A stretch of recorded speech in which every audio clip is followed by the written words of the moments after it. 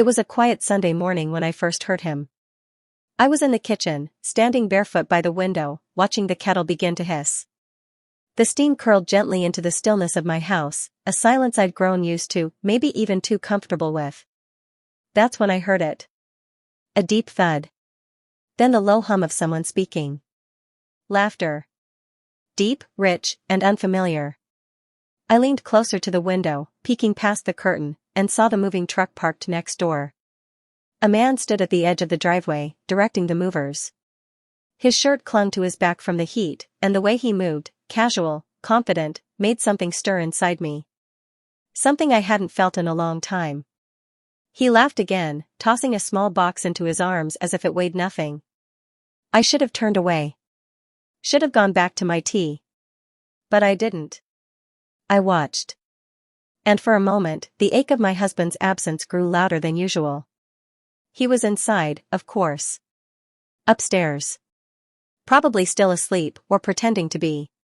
We hadn't touched in weeks. Barely spoke. He had become more of a shadow than a partner. And there I was, a woman in her late 30s, standing behind a curtain, watching a stranger's muscles shift under sweat-soaked fabric like I was someone else entirely. I didn't know his name then. Only that his skin glistened like onyx in the sun.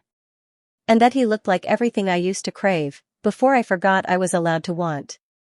I stayed by the window longer than I meant to. The tea had gone cold. The hum of the refrigerator was the only thing filling the silence in the kitchen. Outside, he moved with an ease that was hard to ignore, fluid, deliberate. Not rushed like most people. He didn't check his phone. Didn't fumble or pace. He was just present. That word felt foreign to me. Present. Because the man I lived with, the one I'd built a life beside for nearly 2 decades, had been drifting further away with each passing year. First, it was the late nights. Then it was the silence at dinner. Eventually, even our arguments faded, as if he couldn't be bothered to feel anything toward me at all. The ache had crept in slowly. Until loneliness became part of my daily routine. That afternoon, I was folding laundry in the guest room when I saw him again. He was in his backyard this time, shirtless, lifting bags of mulch and unstacking patio furniture. His back glistened in the sunlight, muscles shifting with every movement. I told myself I wasn't watching him. But I was. And when he glanced up, catching me, again, I froze. I was holding one of my husband's shirts in my hands. He smiled this time. A slow, easy smile. He nodded once, like he'd seen everything he needed to see. Then went back to his work. That night, I couldn't sleep. Not because of guilt. But because for the first time in months, I felt something. A pull. A tension. A quiet storm building beneath my skin. I looked over at my husband, already asleep, snoring lightly, his back turned to me. I stared at the ceiling and wondered when the last time was that he'd reached for me in the dark. I couldn't remember. 3 days passed before I saw my neighbor again. It was late afternoon, and I was out front watering the plants when I heard footsteps behind me. "Hey," a voice said. It was deeper than I expected, warm, but with that confident edge. I turned, and there he was. Closer now. Even more striking up close. He wore a simple black t-shirt, but it stretched across his chest like it had been tailored for him. I smiled, swallowing the nervous flutter in my throat. "Hi. You settling in okay?" He nodded. "Yeah. Just trying to figure out where everything goes." There was a pause. "I'm Marcus, by the way." Of course he was. A name that sounded like strength and softness all at once. "I'm Lana," I replied, trying not to stare.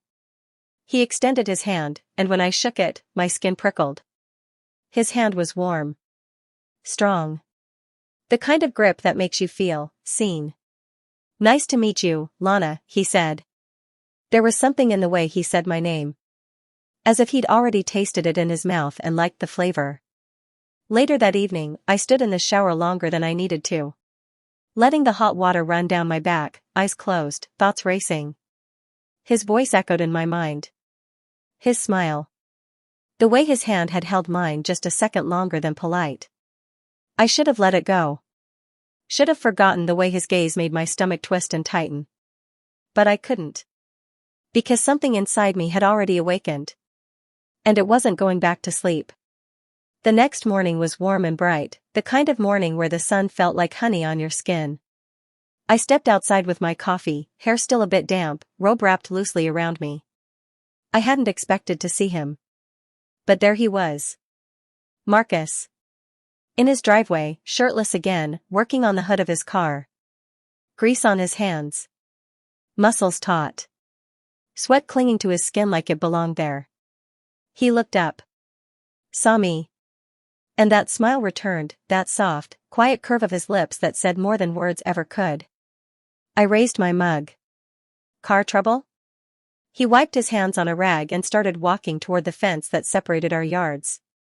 Just an oil change, he said, eyes sweeping over me before settling on my face. You always look this good first thing in the morning? I nearly choked on my coffee. I wasn't expecting an audience. He laughed, low and smooth. You never know who might be watching. There was a beat of silence. A charged pause. And then he nodded toward the coffee. Black? Always, I said. He smirked. Me too. That night, I stood in front of my closet longer than usual, trying to decide what to wear for dinner, even though it was just another meal with my husband. But I didn't dress for him. I wore the red blouse I hadn't touched in a year. The one that clung just right, that made my skin glow. He didn't notice. He barely looked up from his phone. Halfway through dinner, I asked him how work was. He mumbled something about the new manager being an idiot and then went back to scrolling. I sat across from a man who couldn't see me. But next door was someone who did. A few days later, I was coming back from the grocery store when Marcus appeared again, this time walking his dog. A beautiful black and white pit mix, strong and lean just like him. He waved. Need a hand with the bags? I hesitated. But only for a moment. Sure.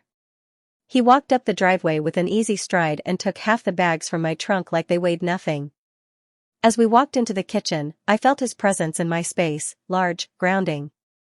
The kind of presence that didn't demand attention but naturally took it.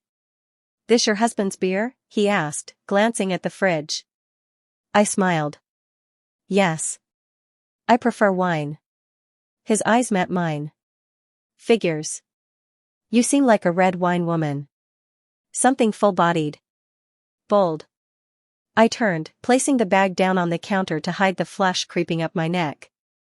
That's surprisingly accurate. He leaned against the doorway, arms crossed. I'm good at reading people. Are you? I asked, my voice quieter now. He nodded slowly. Especially the ones who don't think they're being seen. I didn't say anything. I couldn't. Because he was right. He had seen something in me I didn't want to admit was there. After he left, I sat on the couch in silence for a long time. The bag still half unpacked. My skin still tingling from where his fingers had brushed mine when he handed me the groceries. My husband came home later that night, threw his keys on the table, kissed me on the cheek like a stranger, and asked what was for dinner. I stared at him. And I realized. He didn't even notice the change. Didn't notice that something inside me had shifted. That I had spent the day thinking about another man's voice. Another man's hands. One night, as the rain tapped gently against the windows, I found myself standing by the blinds again. Watching Marcus through the slits of wood as he worked at his desk in his window across the yard. The light in his room cast golden shadows across his chest. He was bare. Focused. Unaware. I should have walked away. But I didn't. And when he looked up, and saw me standing there, watching. He didn't look away. He let me look. Held my gaze. Like he wanted me to see him. And God help me. I wanted to be seen. The night it happened, the sky had turned violet just before dark, heavy with the promise of rain. I had stepped outside to bring in the cushions from the patio chairs when I heard his voice from the other side of the fence. Storm's coming. I turned to find Marcus standing there, arms folded, a hoodie loose around his frame but still unable to hide the strength beneath.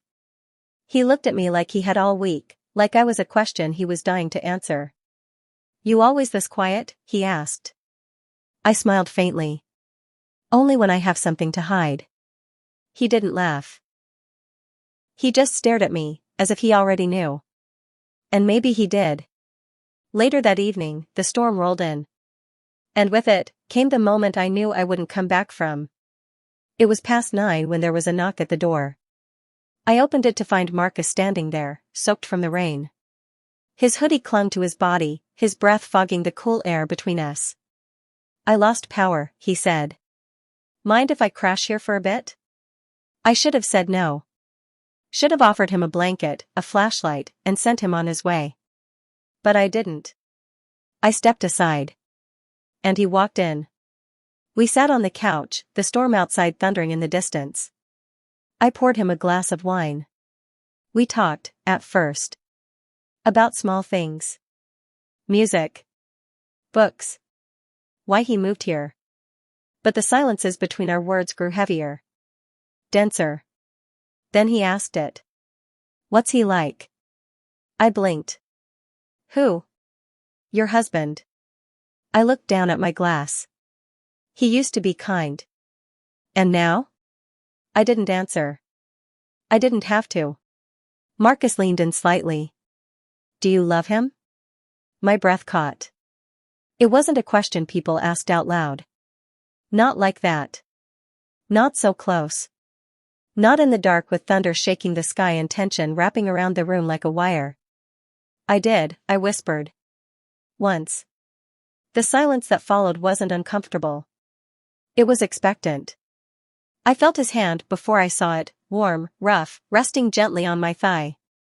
I didn't move. I didn't stop him. Because for the first time in years, I didn't want to be untouched. "I shouldn't," I whispered. He leaned closer. "Tell me to stop," he said. But I couldn't. Because my body betrayed every reason my mind screamed. His lips were on my neck before I even realized I had turned toward him. Soft. Slow. Certain. A kiss that wasn't rushed. It was a question.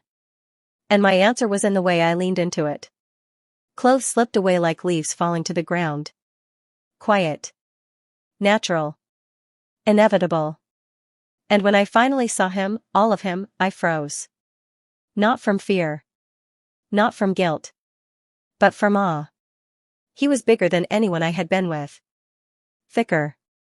Stronger. All of him carved like temptation itself. I touched him gently. He let me explore. Patient. Reverent. As if he had waited for this moment as long as I had. When he finally entered me, it wasn't rushed. It was deep. Deeper than I thought I could take. I gasped. He stilled. Eyes searching mine. "You okay?" he whispered. I nodded slowly. "Don't stop." He didn't. And in that moment, that long, trembling, soul-shaking moment, I knew I was gone. After, we lay in silence. My head on his chest. His fingers tracing idle circles on my back. I didn't cry. Not then. That would come later. For now, all I could do was feel. And for once, it was enough.